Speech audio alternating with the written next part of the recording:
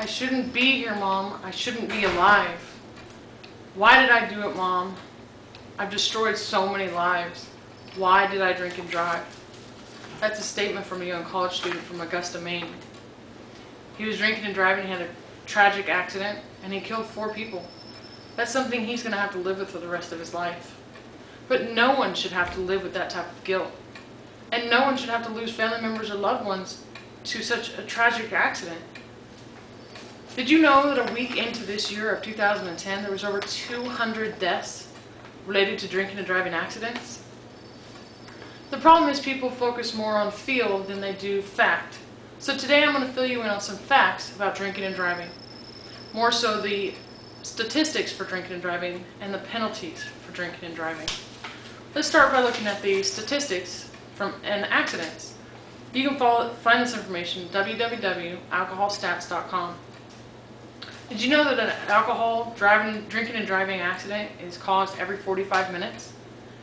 Which results in 2.6 million accidents a year. And out of those 2.6 million accidents, 4 million people are victimized. With those numbers in mind, it's decreased 49% since 1982. So you can imagine what the numbers were back then.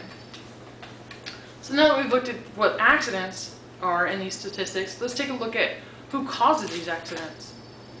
Now these statistics show that only 10% of those people that choose to drink and drive are underage, anywhere from 18 to 20.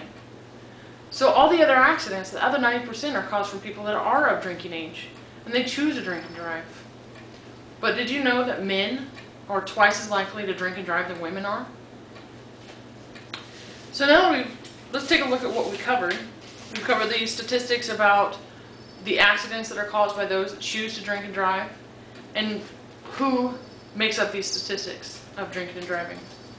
Before we get started with the penalties of drinking and driving, you can find all this following information at www.1800DUIlaws.com. 50 to 75% of the people that choose to drink and drive have already had some type of run-in with the law, which makes the repercussions a lot higher when you do have previous law enforcement problems. But due to the efforts of agencies such as Mothers Against Drunk Driving, the penalties for drinking and driving have increased drastically over the past few years. Maine, for instance, according to the Bureau of Highway Safety, the penalties start at 30 days in prison and license suspension of 90 days and a $500 fine. But that's just the first incident. After your first incident, it only increases from there. Like our young college student from Maine. One fatality will get you 30 years in prison and a permanent suspension of your license. He's looking at 4 fatalities. So let's take a look back at what we've talked about today. We talked about the statistics of the accidents and who causes those accidents and the penalties from drinking and driving. That 50 to 75% of those that choose to drink and drive had some type of run-in with the law, and the first-time offenses and what happens to them. Imagine you're in a bar with a few good friends, and you're ready to go home, so you get up to leave. But your friends are smart, and they don't let you leave. Instead, they keep you there, they call you a taxi, and once the taxi gets there, they let you go home. Now those are smart friends, saving you from the heartache of drinking and driving, causing accidents, and saving lives in the process. You should feel extremely lucky to have smart friends like that. So be that smart friend from here on out, and take care of your friends when you're out having a good time, having a few drinks. Call them a taxi, make them stop, and don't let them drink and drive.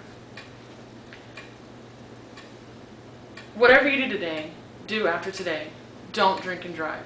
Don't make up that part of the statistics. Thank you.